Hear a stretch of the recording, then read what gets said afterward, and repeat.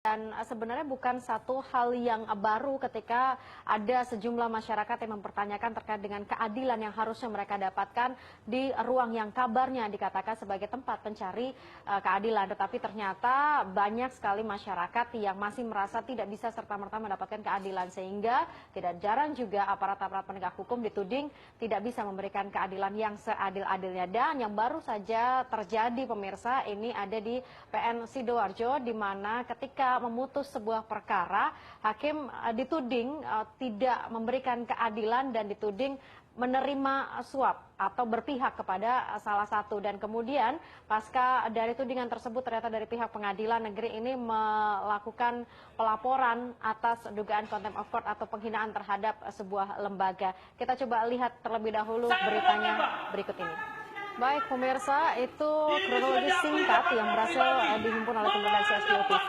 ketika Pengadilan Negeri Sidoarjo memutus bebas onslah terhadap kasus perbankan yang saat itu sedang disidangkan. Dan kemudian ketika kericuhan terjadi, divideokan dan kemudian video tersebut viral dan akhirnya berbuntut pada pelaporan yang dilakukan oleh PN Sidoarjo terhadap sejumlah terlapor. Dan kita coba akan mendapatkan bagaimana kronologi selengkapnya terkait dengan hal tersebut. Saya terlebih dahulu langsung menuju ke terlapor yang dilaporkan oleh pihak PN Sidoarjo, karena di sini ada Pak Guntual Laremba, ada Bu Tuti Rahayu, dan juga ada Pak Romel Sihole selaku kuasa hukumnya. Selamat malam semuanya.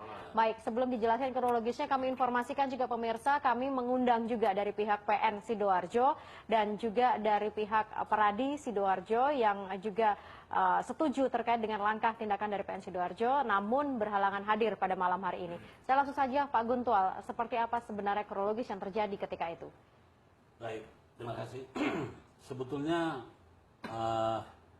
keributan itu adalah merupakan suatu spontanitas dari rentetan peristiwa sejak awal perkara ini masuk ke pengadilan.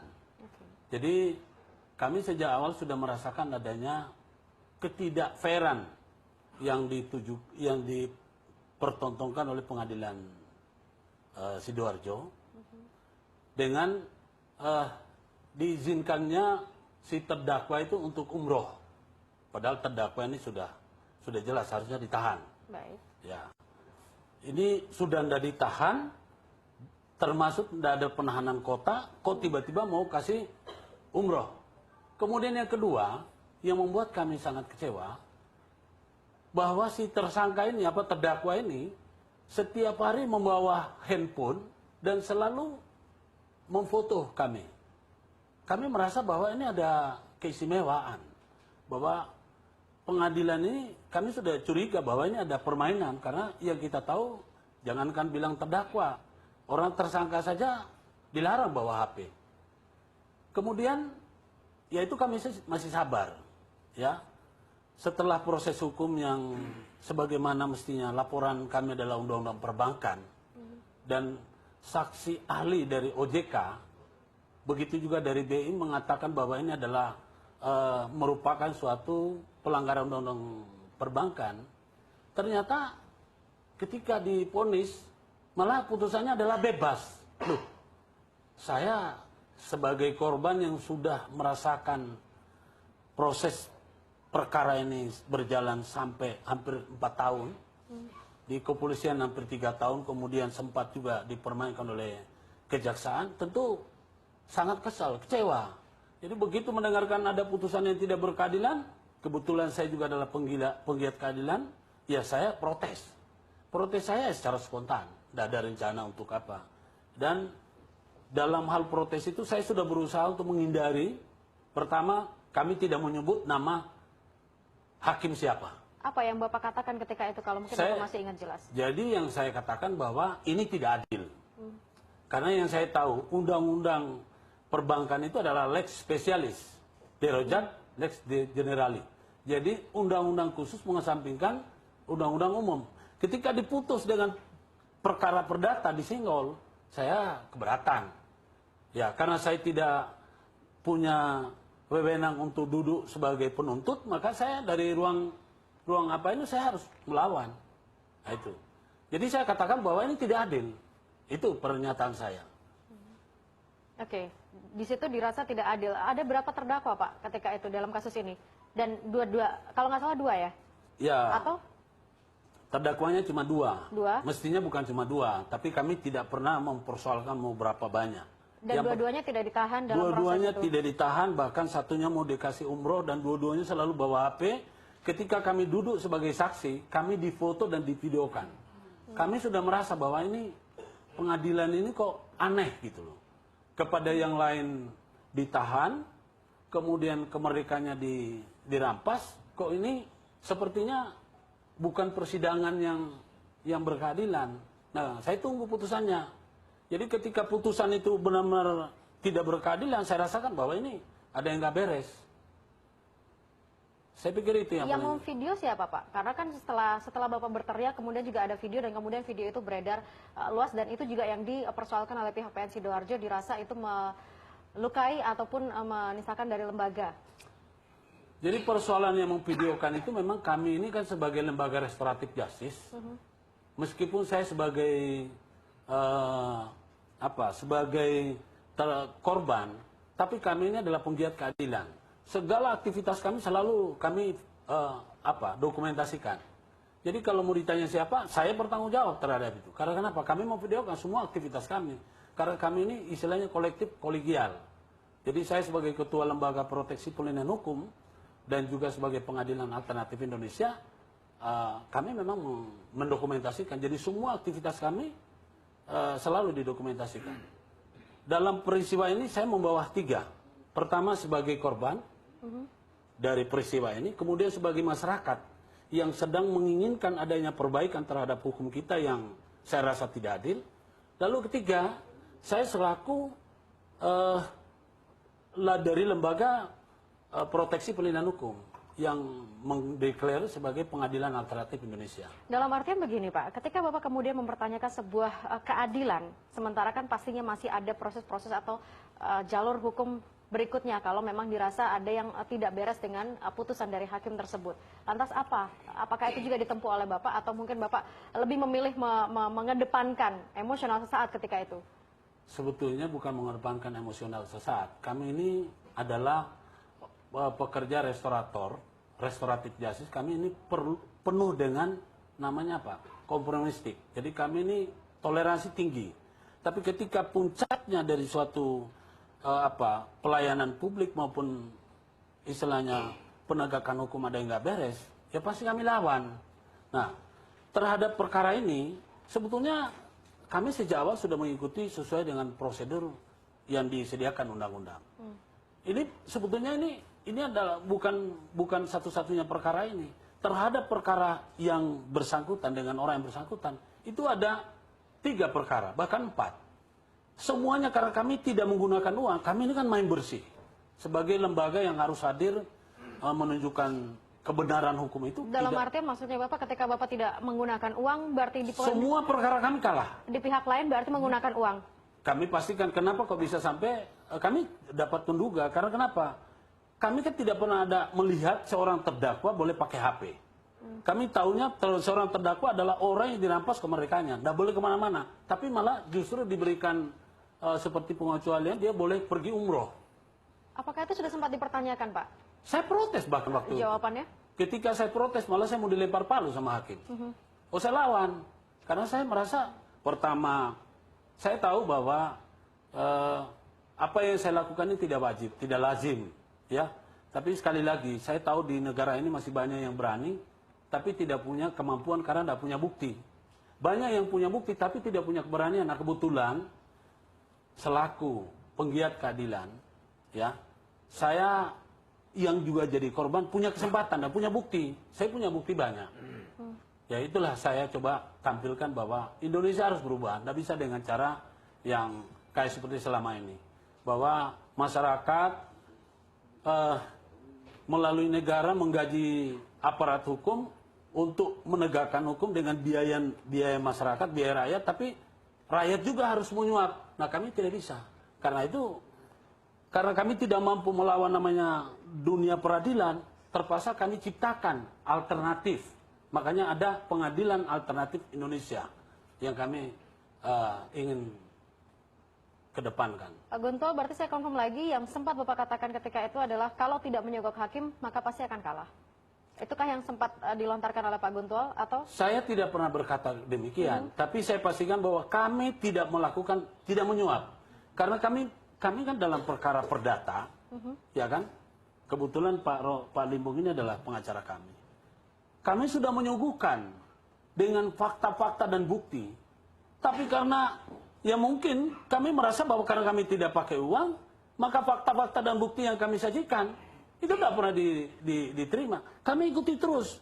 Begitu masuk ke pengadilan tinggi, juga pengadilan tinggi sulit. Nah, saya berpikir bahwa apakah negara kita menciptakan pengadilan itu dan hukum serta undang-undangnya itu adalah hanya merupakan sarana dari para mafia hukum dan para hakim untuk memeras. Ya, artinya berarti sudah mengarah bahwa kalau memang tidak menggunakan uang atau tidak menyogok, maka tidak akan bisa mendapatkan kemenangan atau keadilan. Arahnya berarti saya gitu, pikir ya? bisa ditanyakan pada semua pengacara, penggiat, 80-90% proses perkara, biarpun benar, belum tentu kita bisa menang kalau tidak menyogok. Dan saya selaku pekerja hukum juga punya beberapa bukti bahwa perkara kita sudah jelas, Pak.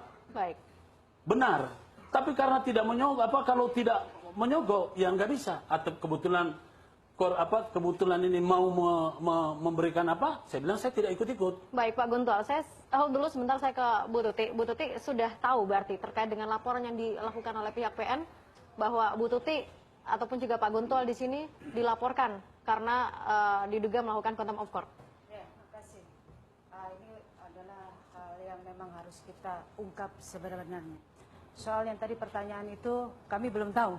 Saya rasa semua warga negara berhak melapor, ya kan? Belum tahu kalau dilaporkan oleh pihak PN begitu? Saya belum tahu. Saya Dari karena media saja saya belum mendapatkan secara resmi untuk laporannya.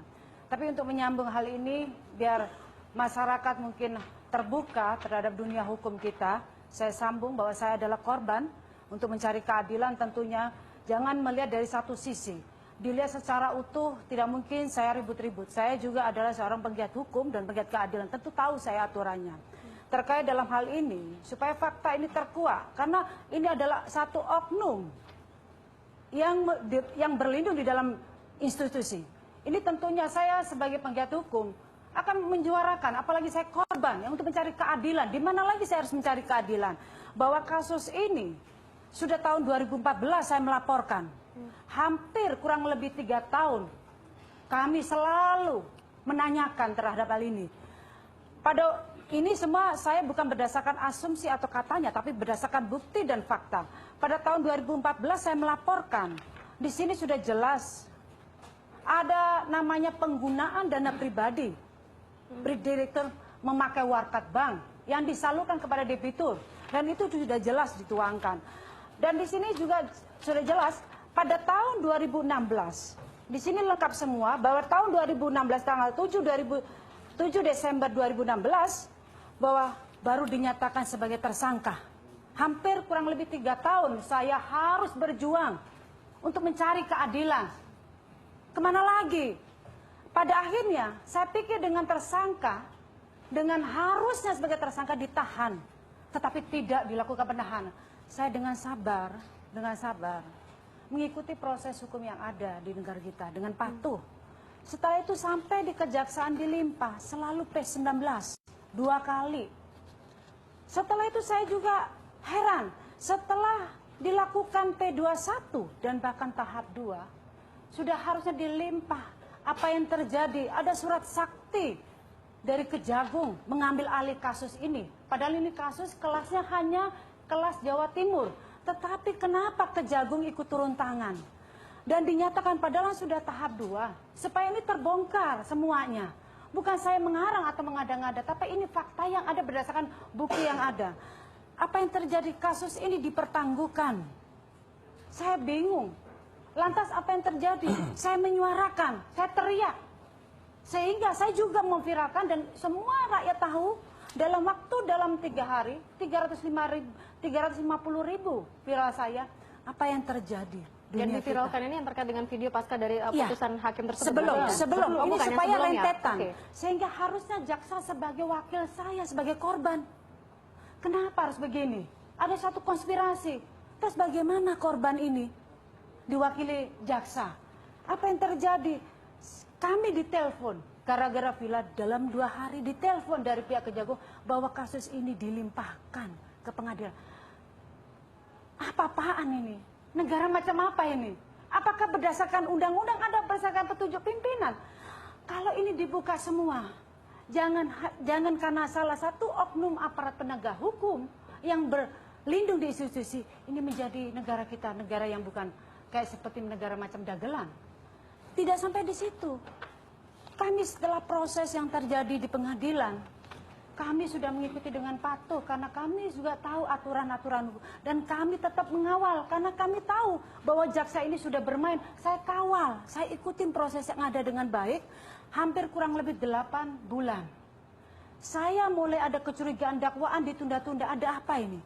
Bahkan sampai terakhir suatu putusan dan ini tadi, ini banyak rentetan sebenarnya. Bukan hanya dilihat dari segi saya marah atau berteriak tidak tahu patuh hukum.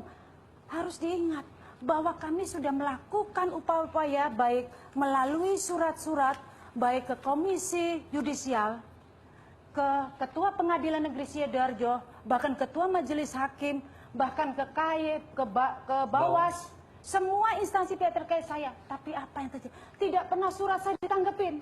Apakah saya ini sebagai korban yang tidak taat hukum? Saya sudah lakukan ini, tetapi ini dianggap sebagai suatu hanya tong sampah saja. Setelah terjadi putusan harus diingat bahwa kejadian itu saya mematuhi, saya 3 kali ditunda dalam putusan pada waktu putusan. Ditunda begitu lama.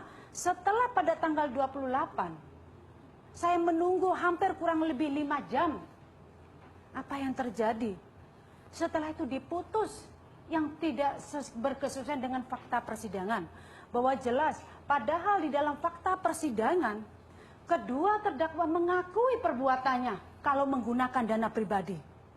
Bahkan saksi ahli OJK baik BI sudah mengatakan dalam penggunaan dana pribadi, memakai dana direktur, memakai warkat dan perjanjian bank, di dalam dunia perbankan tidak dibenarkan. Terlebih dia menagih kepada debitur, terlebih mengeksekusi. Semua fakta sudah terungkap. Bu Tuti, berarti memang ada pengakuan dari terdakwa, tapi ternyata putusan dari hakim pun bebas onslah begitu ya. Dan kemudian dipertanyakan apakah memang ada permainan di sini.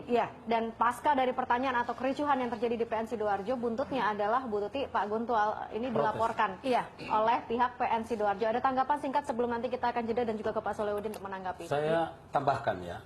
Jadi terkait dengan yang disampaikan Bu Tuti tadi, bahwa itu pengakuan terdakwa, mereka mengakui bahwa mereka menggunakan dana pribadi, menyalurkan kepada kami pakai warkat bank, ya. Jadi itu yang satu yang saya mau tambahkan. Yang kedua, perkara ini tidak mungkin lanjut ke pengadilan kalau kami tidak melakukan viral. Jadi memang perkara ini karena ini yang kita lawan adalah orang berduit, kami tidak mungkin lawan dengan duit karena nggak punya duit, Pak. Cara satu-satunya melalui viral. Karena kami tahu hanya ada 2 kalau mau cari keadilan sekarang ini. Hanya ada 2 cara. Meskipun Bapak tahu itu nantinya akan justru dilaporkan balik seperti tidak ada masalah. Kita kan tidak melakukan satu pembohongan. Saya takut dengan undang-undang ITE kalau saya mengarang. Bapak tidak merasa melecehkan lembaga Saya tidak peradilan merasa begitu? melecehkan. Karena kenapa? Lembaga peradilan itu dibentuk oleh negara untuk dibentuk oleh negara pakai uang rakyat. Harusnya melakukan harus melakukan tindak-tindakan pembenar. Ini hukum. Harkat martabat orang banyak. Saya selaku warga negara, berdasarkan Undang-Undang Dasar 45, pasal 28, G, D, dan G, saya dilindungi oleh undang-undang. Dan yang saya mau tanyakan, masa harus kita viral baru bisa ditanggapi? Sekarang, saya mau tanya, kita bersurat ke Komisi Yudisial, kita bersurat ke Bawas, kita bersurat ke Komisi Kejaksaan, kita bersurat kemana-mana, ternyata nggak ada balasannya. Buat apa negara membentuk itu? Mereka dibayar oleh negara pakai uang rakyat, tapi bekerja untuk kepentingan rakyat tidak. Oke, Pak Guntual, kita harus jeda, tapi secara singkat berarti ketika Pak Guntual mengatakan bahwa ada permainan, apakah itu bisa dikatakan masih dugaan atau Pak Guntual sudah memastikan secara betul bahwa ada permainan dalam kasus yang Pak Guntual? Saya menduga keras, karena kenapa? Menduga ya berarti ya, masih ada dugaan ya? Iya. Baik, kalau begitu. Kita akan jeda dulu pemirsa sebagai kuasa hukum. Monggo, Pak, ini bagaimana? Kita melihat di sini adalah Pak Romel Sihole. Seperti apa sebenarnya? Karena posisinya ini sudah dilaporkan ke kepolisian. Baik, terima kasih. Eh, bagi saya sebagai kuasa hukum dari terlapor ya, kalau sudah betul dilaporkan, saya baru mendengar informasi melalui media aja. Jadi kita dilaporkan atau tidak itu nanti akan terwujud kalau ada panggilan dari kepolisian berkaitan dengan contempt of court yang dilakukan oleh klien saya di pengadilan. Saya melihatnya sederhana, sama seperti apa yang disampaikan oleh Dr. Salahuddin tadi. Ada norma, ya kan? Persoalan laporan polisi yang dilakukan oleh Pengadilan Negeri Sidoarjo ke Polres Sidoarjo atas perbuatan yang dilakukan oleh klien saya di Pengadilan Negeri Sidoarjo dipandang sebagai perbuatan yang merendahkan atau melecehkan. martabat pengadilan, atau dalam istilah yang sering kita dengar itu sebagai perbuatan contempt of court. Tentu tidak serta-merta langsung dianggap bersalah kan. Sebelum putusan hakim nanti dijatuhkan, ya klien saya ini nggak bersalah dan butuh pembuktian melalui proses penyidikan, melalui proses penuntutan di persidangan gitu kan. Nah dalam kaitan itu kalau pelapornya Pengadilan Negeri Sidoarjo objektif nggak nanti kira-kira berkaitan locus delictinya jika yang mengadili perkara itu Pengadilan Negeri Sidoarjo? Saya bertanya-tanya itu. Jadi mereka akan melihatnya secara subjektif dari sudut yang subjektif pula gitu. Itu satu hal. Tetapi lebih daripada itu, bagi saya yang menarik adalah kenapa klien saya sampai melakukan hal yang demikian di pengadilan. Saya mengikuti perkara ini sejak dilaporkan di Kepolisian Negara Republik Indonesia Daerah Jawa Timur kurang lebih 4 tahun yang lalu. 4 tahun yang lalu. Jadi dari step-step mulai dari proses penyidikan di Krimsus Polda Jatim itu kita berjuang keras. Ya kan? Sehingga sampai perkara ini dilimpahkan dan dinyatakan P21 oleh Kejaksaan Tinggi Jawa Timur. Kemudian di tingkat Kejaksaan Tinggi Jawa Timur setelah dinyatakan P21, ya kan? Sempat kita bersurat untuk meminta supaya ditahan, ya kan? Karena memang unsur alasan untuk menahan terhadap pasal yang dipersangkakan itu memenuhi syarat secara objektif gitu. Secara subjektif juga kita khawatirkan karena bukti-bukti itu ada pada mereka dalam rangka menjalankan usaha perbankan akan mungkin dihilangkan, gitu kan? Nah, kemudian itu tidak dilakukan oleh jaksa penuntut umum. Kemudian berdasarkan Perma 156, oleh karena kita ada sengketa perdata di Pengadilan Negeri Surabaya, lalu sempat ditangguhkan proses pelimpahan perkara ini ke pengadilan gitu. Makanya disampaikan oleh klien saya tadi sempat didatangi di Kejaksaan Tinggi, ribut di sana sampai pada akhirnya dilimpahkan. Jadi dilimpahkannya itu sepertinya karena terpaksa didesak oleh viralnya persoalan itu di media sosial. Pada akhirnya dilimpahkan ke Pengadilan Negeri Sidoarjo. Mbak Rommel, kalau boleh secara singkat karena kronologis tadi sudah disampaikan, kalau kita saya melihat bicara dengan ini nggak bisa hanya sekedar mengatakan ya dan tidak. Jadi kalau mau membahas ini sebetulnya kita nggak selesai 1 hari, ya kan? Tetapi setidaknya saya ambil pokok-pokoknya saja. Kemudian dalam proses persidangan berjalan secara normatif berdasarkan aturan. Sebelum sampai pada pembelaan, saya menganggap proses persidangan itu berjalan baik. Oleh karena semua saksi-saksi, baik saksi ahli maupun saksi yang diperiksa oleh verbalisan yang diperiksa oleh kepolisian, maupun saksi ada charge yang dihadirkan oleh kuasa terdakwa diperiksa secara baik. Namun ada ganjalan-ganjalan selama proses pemeriksaan itu yang menimbulkan kecurigaan baik bagi saya selaku kuasa hukumnya maupun kepada klien saya. Contohnya disebutkan tadi itu terdakwa ini bebas memfoto-foto, ya kan, dari kursi pesakitan, gitu kan, dari kursi terdakwa. Gak lumrah menurut saya. Kan? Nah. Hal-hal seperti itu, setelah sedemikian lama mengalami kelelahan, klien saya ini mencari keadilan, begitu diputus onslah, ya kan? Onslah ini kan, kalau dalam istilah ini bahasa Belanda, ya kan? Onslah ini kan terbukti perbuatannya, tapi bukan perbuatan pidana, perdata, gitu kan? Itu bedanya dengan prisprah. Di onslah ini lepas dari tuntutan. Nah, kembali lepasnya kepada dari tuntutan itu, saya harus bacakan dulu mengenai dakwaan yang dibuat oleh jaksa penuntut umum ada 6. Pasal 49 ayat 1 huruf A, Undang-Undang RI nomor 7 tahun 92, lalu yang kedua pasal 49 ayat 1 huruf B, yang ketiga pasal 49 ayat 1 huruf C, yang keempat pasal 49 ayat 2 huruf B, yang kelima pasal 47A, yang keenam pasal 47 ayat 2, ya kan? Ini ancaman hukumannya tinggi-tinggi nih, ya kan? Pasal 49 sampai ke huruf C, ancaman hukumannya minimum 5 tahun. Minimum, Pak. Artinya hakim tidak boleh memutus di bawah itu, gitu kan? Minimum. Pasal 49 ayat 2 huruf B ini ancaman hukumannya minimum 3 tahun. Berikut dendanya, gitu. Nah, tadi klien saya sudah menjelaskan bahwa pada proses pemeriksaan terdakwa, dia pun sudah mengakui apa yang sudah dia lakukan. Pemeriksaan ahli terhadap ahli OJK pada saat melakukan audit terhadap bank yang dikelola oleh terdakwa ini juga sudah terbukti ada pencatatan ganda. Nah, Pak Romel, kalau dikatakan bahwa sekali lagi memang ada banyak kejanggalan dan kemudian klien Anda... Ya, saya mau jelaskan sedikit lagi, tinggal sedikit Monggo. lagi, ya kan? Ada pencatatan ganda. Lalu hakim memutusnya itu menyatakan yang terbukti dalam tuntutan, jaksanya menyatakan yang terbukti itu adalah pasal 49 ayat 2 huruf B dalam tuntutan. Tadi kan dakwaan 6, ya kan, dalam tuntutan cuma 1, ya kan? Kemudian oleh hakim diputus onslah, gitu kan? Nah, kalau diputus terbukti perbuatannya tapi bukan perbuatan pidana, artinya nggak ada gunanya pasal pidana dalam undang-undang perbankan ini, gitu. Nggak ada gunanya ini, ya kan? Sudah terbukti, sudah diakui, nggak ada alasan untuk onslah sebetulnya. Kan yang dilanggar ini kan undang-undang perbankan. Bukan kaitan dengan hubungan hukumnya dia secara privat dengan klien saya.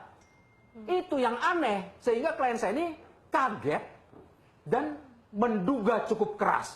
Ada apa? Nah, kemudian menjadi menarik bagi saya ketika Pengadilan Negeri Sidoarjo membuat laporan polisi ini di Polres Sidoarjo. Ini akan membuka ruang, persoalan ini akan kita bahas, akan berulang-ulang. Gitu kan? Ya. Mungkin akan mengundang nafsu dari Mahkamah Agung untuk melakukan eksaminasi, proses peradilan itu dilakukan secara benar atau tidak, selain daripada upaya hukum yang dilakukan oleh jaksa penuntut umum nanti mewakili kepentingan korban, gitu kan? Apa benar semua bukti-bukti yang disajikan ke persidangan sudah dipertimbangkan secara cukup oleh majelisnya?